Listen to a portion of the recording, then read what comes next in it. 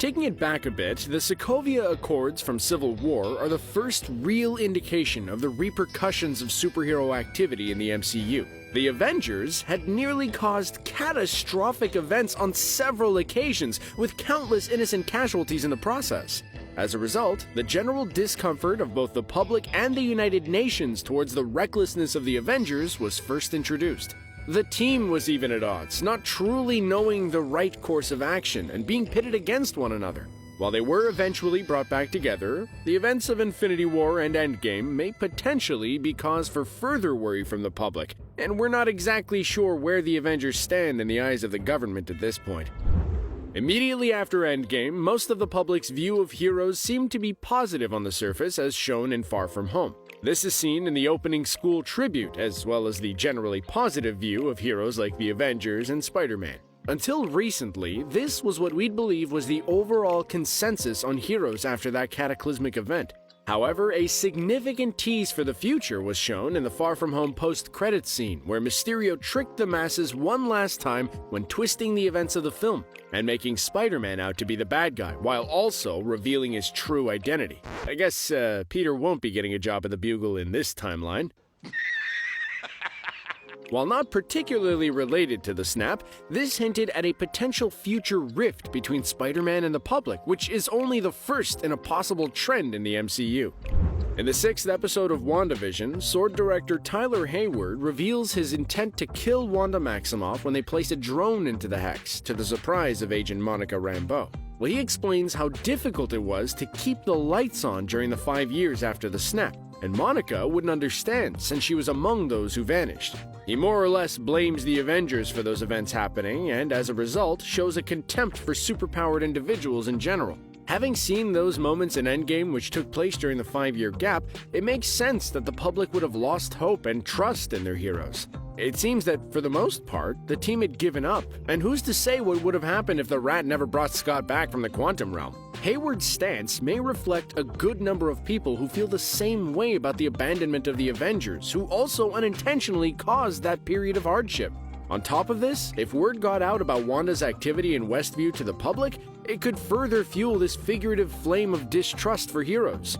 After all, what would people think if they realized one of the most powerful beings in the world was taking people against their will and forcing them to take part in her fantasy? While it was revealed in the latest episode, and spoiler by the way, that Agnes, aka Agatha Harkness, was behind the whole thing, just the knowledge that Wanda is capable of such power would definitely frighten the public.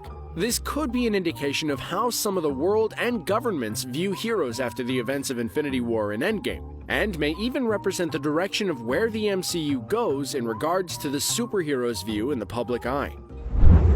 Of all the series announced so far, Falcon and the Winter Soldier is the most likely to be a thematic sequel to the plot threads in Civil War, and give a more clear-cut answer on where the government stands in regards to heroes at this point in time. As most of you know by now, Baron Helmut Zemo, the primary antagonist of Civil War, is returning in the upcoming series.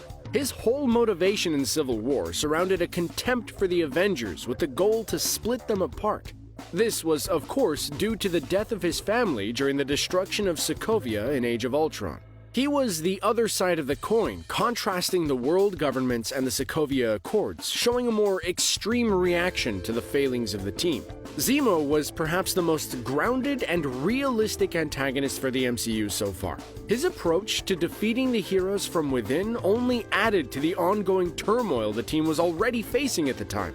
While we may not have seen Zemo since the film, we could only assume that the events of the snap would somehow fuel his motivation more and add to his hatred for heroes. I mean, they saved the entire universe, but I guess it's easier to forget that part. In the latest trailer for the series, we even hear a bit of dialogue where he states that superheroes shouldn't be allowed to exist, showing that his stance is definitely worsened, if anything. On top of this, we don't officially know the status of Sam Wilson and Bucky Barnes in the eyes of the government. Sam has, of course, been passed the mantle of Captain America by Steve, but based on the trailers, it appears that the government has hired their own phony Cap instead, in John Walker. While he may simply be a mascot as opposed to an actual replacement for Steve Rogers, it's possible that Wilson is still technically on bad terms with the government due to the whole Accords situation. It could also be assumed that Bucky would still be viewed as a terrorist, as he's only ever been associated with Hydra beforehand. With the now supposed inclusion of Evan Peters' Quicksilver in WandaVision, and the first real connective tissue to the X-Men franchise since Disney acquired the rights to the Fox franchise, it's only a matter of time before they drop the M-bomb and outright introduce mutants into the fold.